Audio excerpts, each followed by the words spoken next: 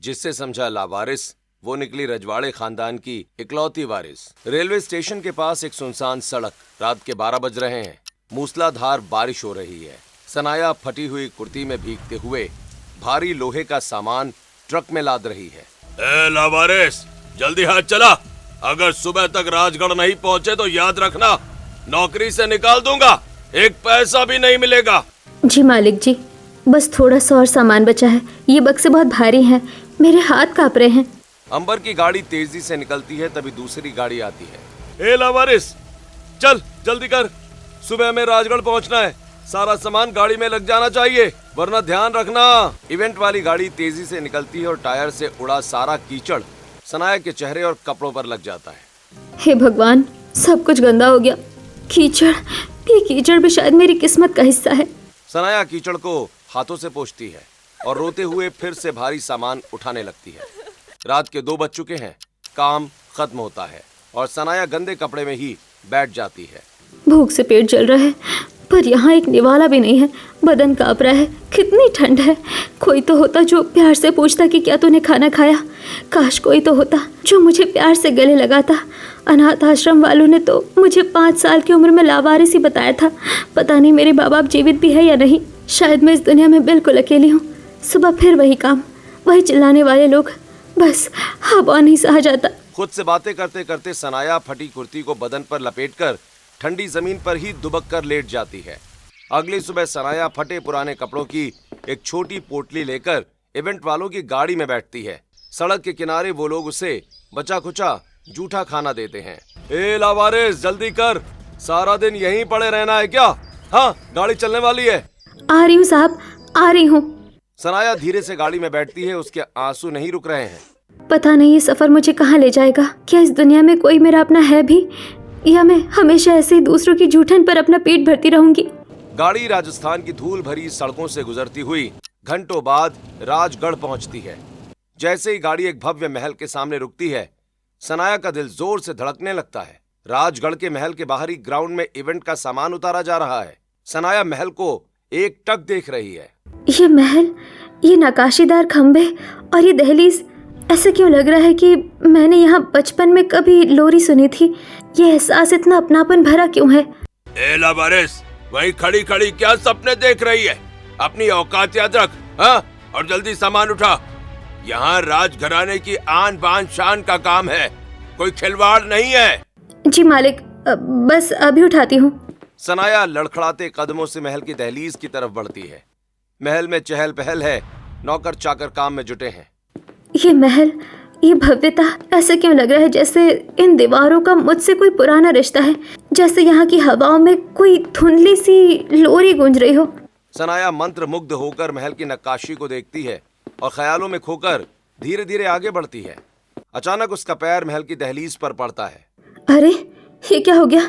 मेरे पैरों की कीचड़, मैंने तो महल का पवित्र फर्श गंदा कर दिया। ए लावारिस, तेरी हिम्मत कैसे हुई इस रजवाड़े की दहलीज को छूने की? हाँ, तेरी औकात क्या है जो तूने ये कीचड़ भरा पैर इस फर्श पर रखा? मुझे माफ कर दीजिए मालिक, मैं तो बस, मुझे पता ही नहीं चला कि मैं यहाँ कैसे आ गई। माफ कर दूं? हाँ, ये महल है, कोई धर्मशाला नहीं। अभी के अभी इसे साफ कर, चल। और सुन, किसी और चीज से नहीं, अपने उसी दुपट्टे से इसे साफ कर जिससे तूने अपना मुंह पोंछा था। चल, शुरू हो जा। सनाया रोते हुए अपने दुपट्टे से फर्श रगड़ने लगती है। उसके हाथ कांप रहे हैं। आसपास के नौकर उसे देख रहे हैं, लेकिन कोई भी कुछ नहीं बोलता। काश कोई तो होता जो मुझे यहाँ से ले जाता। मैं यहाँ कैसे आ गई? मेरा तो इस दुनिया में कोई है ही नहीं। फिर ये महल मुझे इतना अपना क्यों लग रहा है? जोर से रगड़, रजवाड़े की आन बान मिट्टी में मिला दी तूने। तेरी गंदी परछाई भी इस महल को अपवित्र कर देती है। माफ कर दीजिए मालिक, फर्श अब एकदम चमक गया है, प्लीज मुझे जाने दीजिए। तभी इवेंट मैनेजमेंट के लोग दूर से चिल्लाते हैं। ए लावारिस, कितनी देर लगाएगी? जल्दी आ और ट्रक से भारी कार्टन उतार। हम यहाँ तुझे सफाई करने के लिए नहीं लाए हैं। सुना तूने? अपनी औकात में रह। इस महल में ऐसे लावारिसों का कोई काम नहीं है। अगली बार अगर यहाँ दिख गई तो समझ लेना, जान से हाथ धो बैठेगी। चल भाग यहाँ से। महल के पीछे बना छोटा सा सर्वेंट क्वार्टर, चारों तरफ अंधेरा है और पुराने फर्नीचर का ढेर लगा हुआ है। देख, आज रात तुझे यहीं रुकना है। यहाँ खाना रखा है, इसे खा ले और कल सुबह जल्दी तैयार रहना, काम बहुत है। इवेंट वाला वहां से चला जाता है। सनाया एक कोने में बैठ जाती है और महल के बागीचे को निहारने लगती है।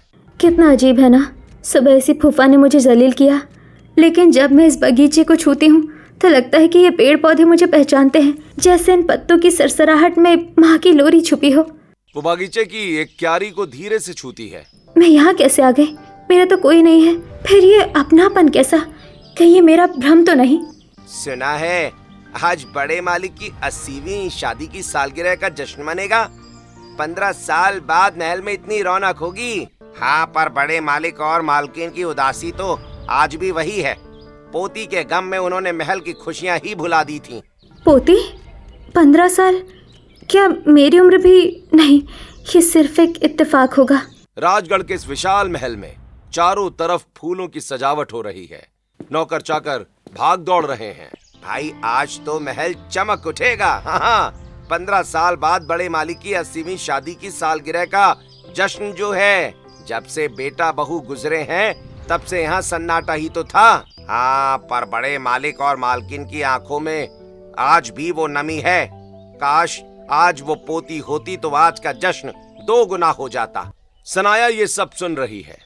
सनाया सोचते सोचते बागीचे में चली जाती है। वो बागीचे के एक सुंदर फूल को छूती है, तभी पीछे से अंबर जी की दहाड़ सुनाई देती है। ए लावारिस, तेरी हिम्मत कैसे हुई इन फूलों को हाथ लगाने की? हाँ, अपनी औकात देखिए, ये तेरी पहुंच से बाहर है। मुझे लगा ये फूल बहुत सुंदर थे तो बस। सुंदरता देखने की तेरी औकात नहीं है, तू बस कचरा साफ करने के काबिल है। अगर दोबारा किसी चीज को हाथ लगाया तो समझ लेना यहाँ से सीधा बाहर फेंकी जाएगी। इवेंट मैनेजर पास ही खड़ा ये सब देख रहा है। वो अपनी साख बचाने के लिए सनाया को डांटता है। सुना नहीं तूने मालिक साहब क्या कह रहे हैं? चल अपनी औकात में रह। तू यहाँ काम करने आई है या महल की शोभा देखने? जल्दी कर, वो टेंट वाला सामान वहाँ रख। सनाया रोती हुई भारी बक्सा उठाकर दूसरी तरफ भागती है। ये लोग मुझसे इतना नफरत क्यों करते हैं? क्या मेरे यहाँ होना भी एक गुनाह है? दिन भर का सारा काम होने के बाद शाम का समय है। फूलों और रोशनी से महल जगमगा रहा है। अंबर बड़े ही चाटुकार अंदाज में दादी के साथ चल रहा है। आइए मासा, आइए, देखिए तो सही, मैंने शहर से कितने बड़े इवेंट मैनेजमेंट वालों को बुलाया है। आज के जश्न में कोई कमी नहीं रहने पाएगी, सब कुछ एकदम राजसी होगा। दादी चलते चलते अचानक अपना संतुलन खो बैठती हैं और लड़खड़ा जाती हैं। तभी पास ही काम कर रही सनाया बिजली की गति से आगे बढ़कर उन्हें थाम लेती है। संभालिए खुद को दादी जी, आराम से, कहीं चोट तो नहीं आई? खुश रहो बेटा, तुम ना होती तो आज मैं गिर जाती। तुम्हें देख के मुझे किसी की याद आ गई, जैसे बरसों पुरानी कोई दुआ पूरी हो गई हो। ए लावारिस, हट यहाँ से। मासा, आप ठीक तो हैं? देखिए ये लोग कितने लापरवाह हैं, आपको छूने की हिम्मत कैसे की इसने? अंबर चुप रहो, बच्ची ने मेरी मदद की है, इसमें बुराई क्या है? क्या नाम है तुम्हारा बेटा? जी मेरा नाम सनाया है।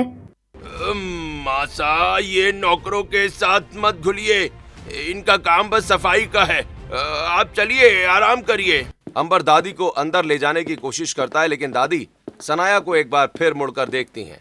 ये आंखें, ये चेहरा, मुझे आज भी वही मासूमियत क्यों दिख रही है? अंबर, माँ जी ठीक ही तो कह रही हैं। उस लड़के ने माँ जी को गिरने से बचाया है, तुम उस पर इतनी सख्ती क्यों कर रहे हो?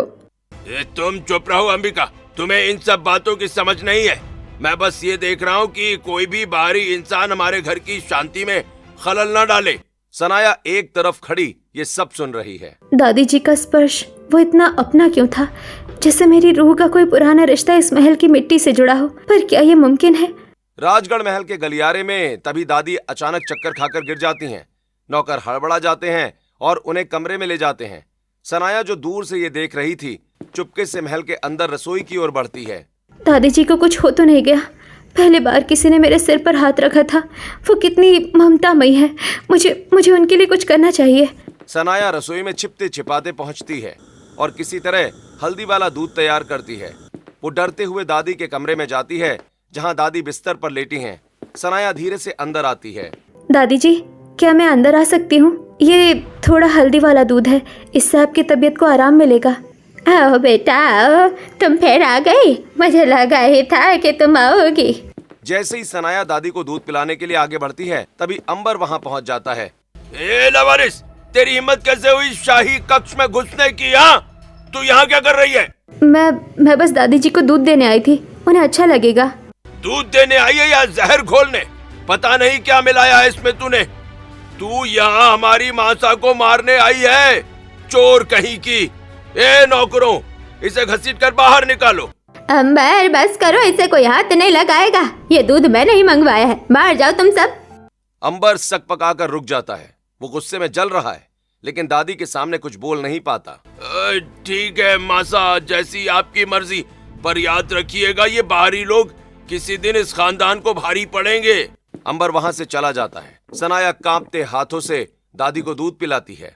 दादी, आपको कैसे पता चला कि मैं रसोई में हूँ, और मुझे आपका कमरा कैसे मिल गया? मुझे कुछ समझ नहीं आ रहा, बस लगा कि आपको मेरी ज़रूरत है। इसे रूह का खिंचाव कहते हैं बेटा। तुम्हें देखकर मुझे अपने उस पोते की याद आ जाती है जो 15 साल पहले खो गई थी। अगर आज वो होती तो बिल्कुल तुम्हारे जैसे ही लगती, वैसे ही मासूम। दादी, मुझे कभी किसी ने ऐसे प्यार से नहीं बुलाया। अनाथ आश्रम के उन अंधेरे कमरों में मैंने बस अकेलापन ही देखा है, लेकिन आपको ढूंढते हो यहाँ तक, मेरा मतलब मुझे आप बहुत अपनी लगती है। बेटा, कभी कभी खून का रिश्ता नहीं, रूह का रिश्ता सबसे बड़ा होता है। तभी दरवाजे पर दस्तक होती है। सूर्य वीर अंदर आता है। दादी सनाया का हाथ थामकर उसे धीरे से इशारा करती है। बेटा, अभी तुम जाओ, हम शाम को फिर बात करेंगे। यहाँ पुलिस वाला आया है, कुछ जरूरी काम है। सनाया बाहर निकलती है, लेकिन वो अभी भी दरवाजे के पास खड़ी होकर बातें सुनने की कोशिश करती है। लाजवंती जी, 15 साल बहुत लंबा वक्त होता है। मेरी टीम ने हर जगह छानबीन कर ली है। आप इस केस को बंद करवा दीजिए। मुझे नहीं लगता कि आपकी पोती अब कभी मिलेगी। केस बंद? दादी की पोती? क्या मैं वही हूँ? क्या मेरा और इनका कोई रिश्ता है?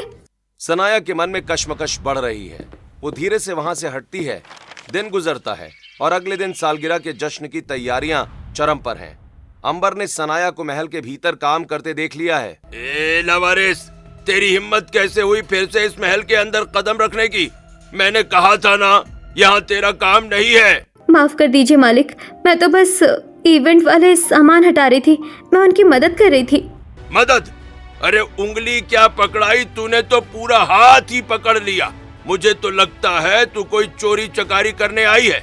ए इवेंट वालों, तुम लोगों ने ये कैसे कैसे लोग रख लिए? हाँ, फौरन इसे धक्का देकर बाहर निकालो। इवेंट वाला सनाया को धक्का देता है।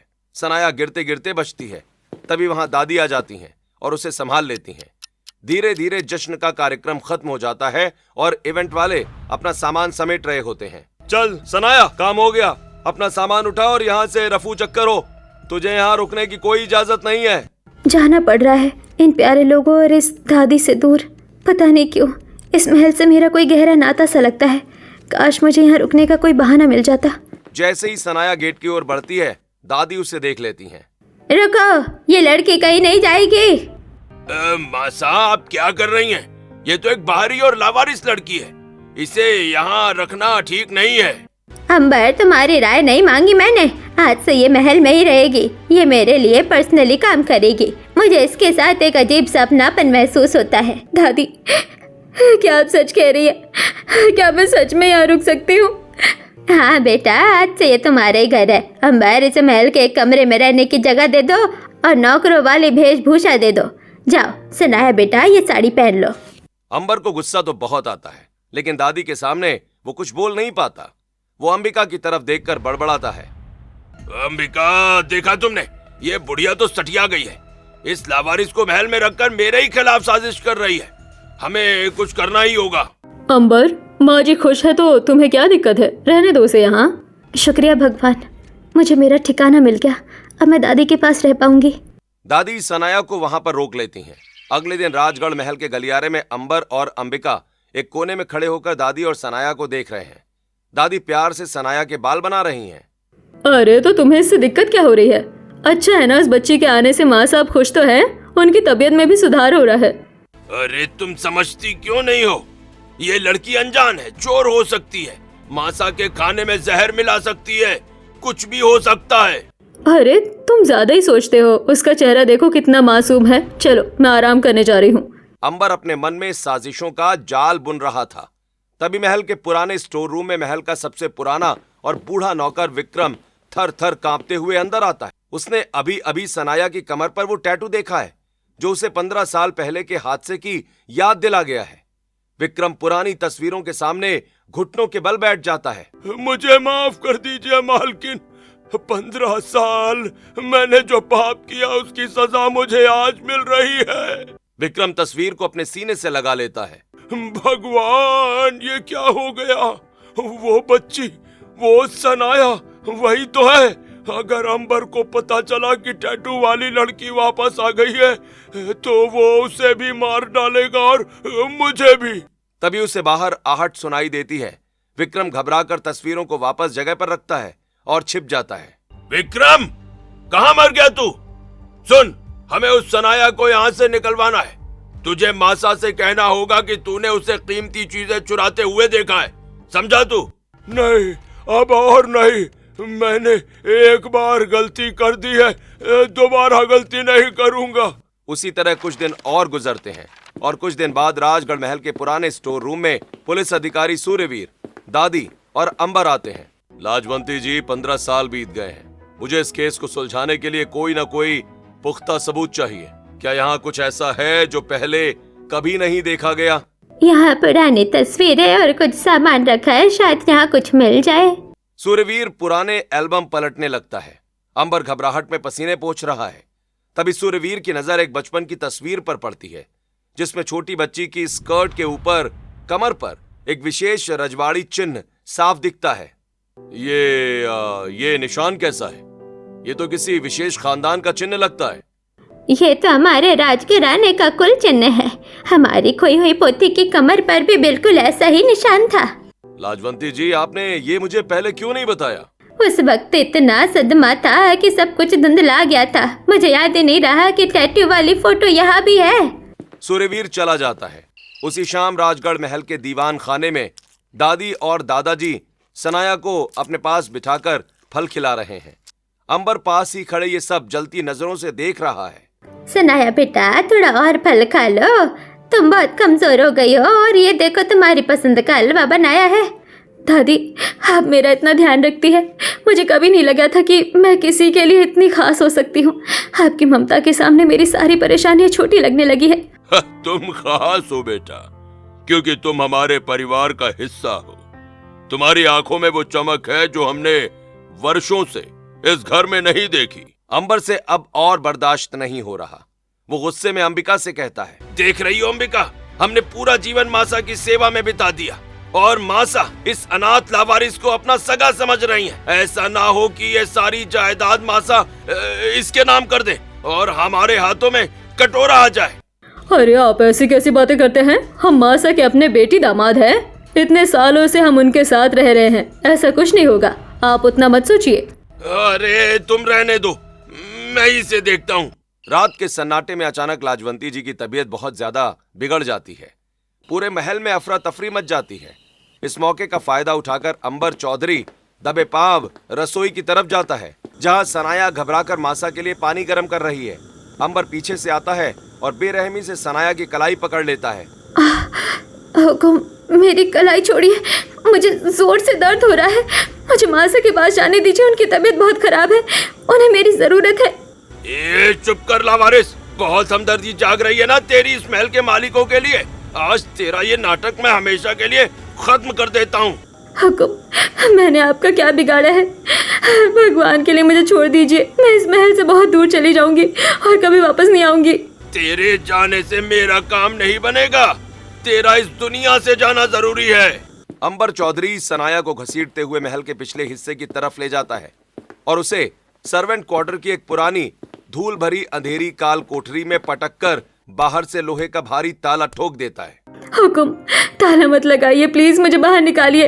इस कमरे में बहुत अंधेरा है, मुझे बंद कमरों से बहुत डर लगता है। मासा को मेरी जरूरत है, प्लीज दया कीजिए।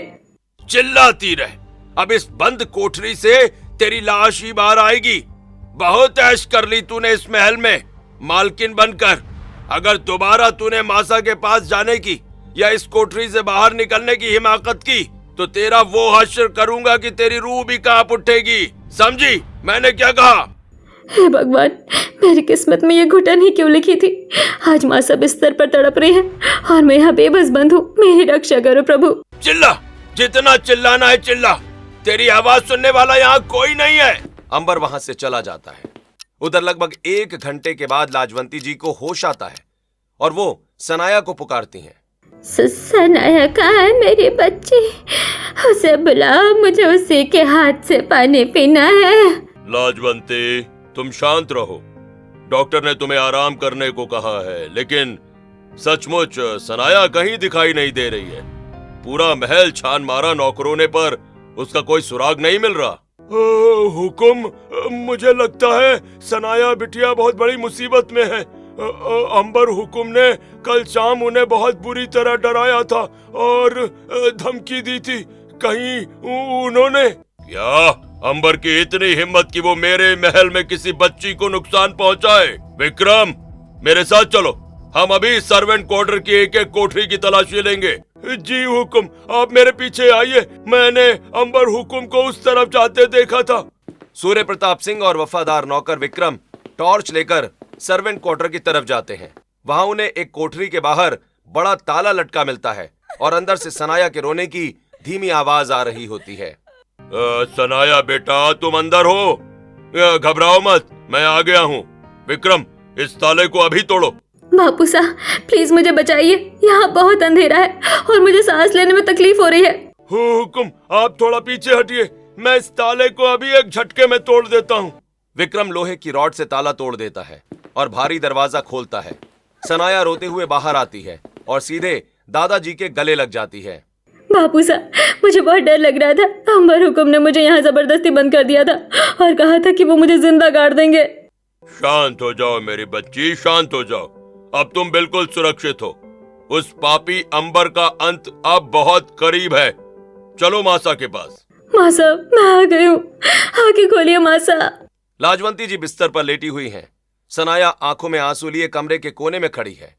दादाजी सूर्य प्रताप सिंह और बुआ अंबिका पास ही खड़े हैं, जबकि अंबर चौधरी एक कोने में खड़ा होकर सनाया को गुस्से से घूर रहा है। सनाया बेटा, वहाँ कोने में क्यों खड़ी है? इधर आ, मेरे पास आकर बैठ। सनाया धीरे धीरे आगे बढ़ती है और लाजवंती जी के कहने पर उनके बिस्तर के किनारे बैठ जाती है। लाजवंती जी रोते हुए सनाया को गले से लगा लेती हैं और प्यार से उसके सिर पर हाथ फेरती हैं। तभी सनाया का फटा हुआ दुपट्टा कंधे से थोड़ा सरक जाता है और लाजवंती जी की नजर उसकी गर्दन के ठीक नीचे बनी उस शाही टैटू यानी उस निशान पर पड़ती है। लाजवंती जी के चेहरे का रंग उड़ जाता है और वो हक्का बक्का रह जाती हैं। ये निशान? हे भगवान, हुकुम, जरा इधर आइए और देखिए, क्या ये वही निशान नहीं है जो हमारे राजघराने के वारिस के जन्म पर गुदवाया जाता था? लाजवंती, तुम सच कह रही हो। ये तो हूबहू वही शाही टैटू है जो हमारी नन्ही सानिया की पीठ पर था। इसका मतलब सनाया ही हमारी खोई हुई पोती है। मासा, आप लोग इस धोखेबाज लड़की की बातों में आ रहे हैं। ये कोई टैटू नहीं है, ये तो कोई मामूली दाग होगा। ये लड़की चोर है। कल रात मैंने इसे कोठरी में इसीलिए बंद किया था क्योंकि ये तिजोरी से गहने चुरा रही थी। तभी बूढ़ा नौकर विक्रम कमरे के अंदर भागते हुए आता है और रोते हुए दादाजी के पैरों में गिर जाता है। नहीं छोटे हुकुम, अंबर हुकुम झूठ बोल रहे हैं। सनाया बिटिया कोई चोर नहीं है। यही हमारी असली राजकुमारी सानिया है। 15 साल पहले अंबर हुकुम के कहने पर ही मैंने गाड़ी के ब्रेक फेल किए थे, जिसके कारण छोटे हुकुम और बहू जी की मौत हुई। मुझे मार डालिए हुकुम, पर इस बच्ची पर और जुल्म मत होने दीजिए। क्या अंबर, आपने मेरे भाई भाभी की जान ली और मेरी भतीजी को नौकरानी बनाकर इस महल में तड़पाया? इतना कैसे गिर सकते हैं आप? अरे चुप रहो तुम सब। इस बुढ़े का दिमाग सठिया गया है। इसके पास कोई सबूत नहीं है। मैं इस महल का दामाद हूँ, मेरा कोई कुछ नहीं बिगाड़ सकता। चुप कर पापे, अब तेरी उल्टी गिनती शुरू हो चुकी है। लेकिन अगर हम अभी पुलिस को बुलाएंगे तो ये अपनी ताकत और पैसों के दम पर सबूत मिटाकर भाग निकलेगा। हमें इसे रंगे हाथों पकड़ना होगा। लाजवंती जी उठकर बैठती हैं और उनके चेहरे पर एक गंभीर दृढ़ता आ जाती है। वो सबको अपने पास बुलाती हैं। सुनिए, अंबर को अब अपने पुराने गुनाह की सजा मिलेगी। उसने मेरे परिवार को तहस नहस कर दिया। उसे ये नहीं पता कि हमें उसके पुराने गुनाहों का सच पता चल गया है और उसे पूरी सच्चाई नहीं पता। उसका ध्यान सिर्फ हमारी दौलत और इस महल पे है। हम उसकी इसी कमजोरी का फायदा उठाएंगे। मैं अभी गंभीर रूप से बीमार होने का नाटक करूंगी।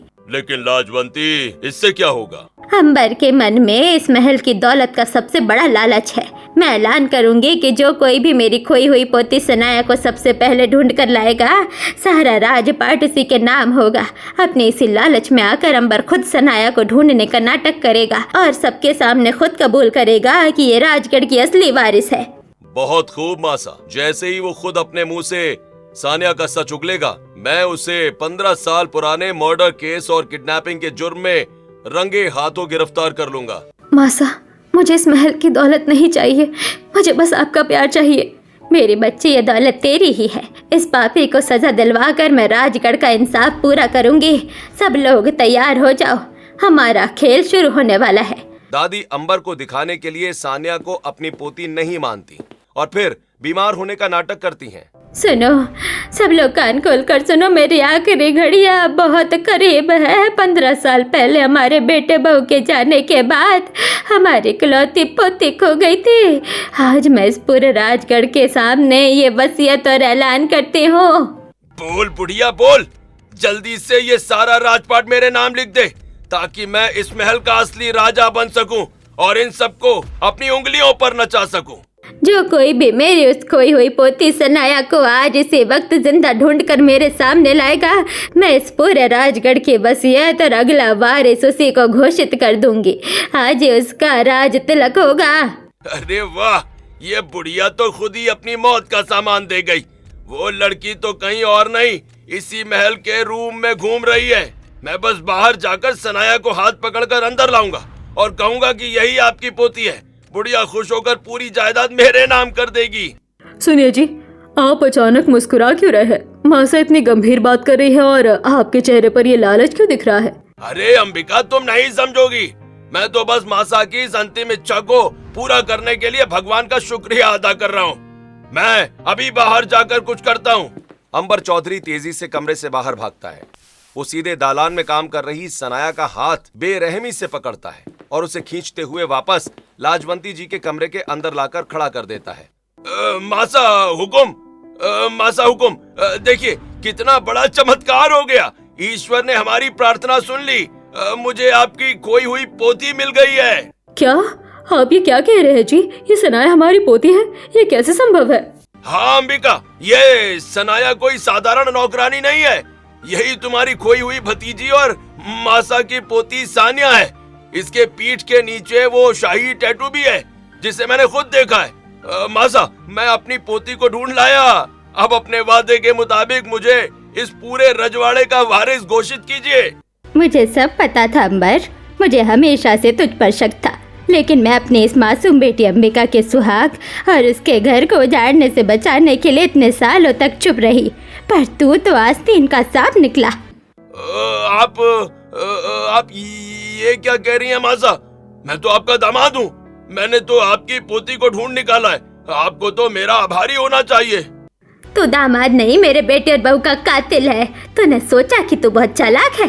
तूने जायदाद के लिए 15 साल पहले मेरे निर्दोष बच्चों की जान ले ली और आज जब तूने देखा कि सनाया को सामने लाने से तुझे ही पूरी जायदाद मिल जाएगी, तो तूने खुद अपने ही मुंह से कबूल कर लिया कि सनाया ही मेरी पोती है। ये खेल मैंने ही रचा था ताकि तू खुद अपने पैर पर कुल्हाड़ी मारे।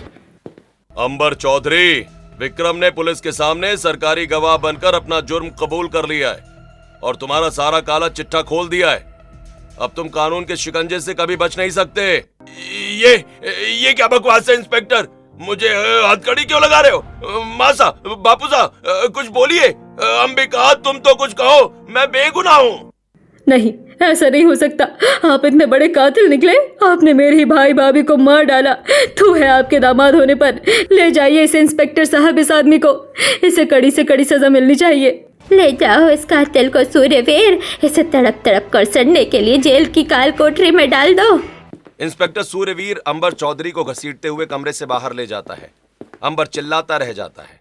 अब महल के दरबार को फूलों और रोशनी से दुल्हन की तरह सजाया गया है। हजारों की संख्या में राजगढ़ की जनता वहां जमा है। सनाया एक बेहद खूबसूरत राजपूती पोशाक में सजी हुई सिंहासन के पास खड़ी है। आज राजगढ़ के इतिहास में एक नया और स्वर्णिम अध्याय लिखा जाएगा। आज तक हमारे इस रजवाड़े खानदान में ये रूढ़िवादी परंपरा थी कि हमेशा बेटा का ही राज तिलक किया जाता था, लेकिन आज हम इस पुरानी परंपरा को हमेशा के लिए बदलते हैं। बेटा हो या बेटी, जो योग्य है वारिस वही बनेगा। हमारी पोती सानिया ने अपनी सच्चाई, अपने धैर्य और अपनी सेवा भावना से खुद को इस गद्दी के लायक साबित किया है। पूरी सभा तालियों की गड़गड़ाहट से गूंज उठती है। लाजवंती जी आगे बढ़ती हैं और सनाया के माथे पर रोली और अक्षत का शाही तिलक लगाती हैं। आज से इस पूरे राजगढ़ की रानी और हमारी इकलौती वारिस हमारी पोती सनाया होगी, और आज के इस ऐतिहासिक समारोह का नाम होगा राज तिलक। मासा, बापूसा, मुझे आज समझ आया कि मेरा इस दुनिया में कोई वजूद क्यों नहीं मिल रहा था। ईश्वर ने मुझे मेरी खोई हुई जन्नत वापस लौटा दी। मैं हमेशा आपकी सेवा करूंगी और इस रजवाड़े का मान रखूंगी। सूर्यवीर ने जिस तरह अपनी जान पर खेलकर मेरी बच्ची को इंसाफ दिलाया है, मैं चाहती हूँ कि वो जीवन भर मेरी बच्ची की हिफाजत करे। क्या तुम दोनों इस नए सफर के लिए तैयार हो? मासा, ये मेरे लिए सौभाग्य की बात होगी। मैं ताउम्र सानिया की रक्षा करूंगा और उनके हर सुख दुख में साथ निभाऊंगा। आपकी रजामंदी में ही मेरी खुशी है मासा। मेरे लिए इससे बढ़कर और कोई सौभाग्य नहीं हो सकता। चारों तरफ शहनाइयां गूंज उठती हैं और महल के ऊपर गुलाब के फूलों की भव्य बारिश होने लगती है। पूरे राजगढ़ की जनता वाह वाह करने लगती है और कहती है, जिसे समझा लावारिस, वो निकली रजवाड़े खानदान की इकलौती वारिस। क्या आपने कभी ऐसा कोई किस्सा हकीकत में देखा है? तो कमेंट में जरूर बताएं। और आपको कैसी कहानियां पसंद हैं ये भी जरूर बताएं। और अगली कहानी का इंतजार करें। तब तक के लिए अलविदा दोस्तों।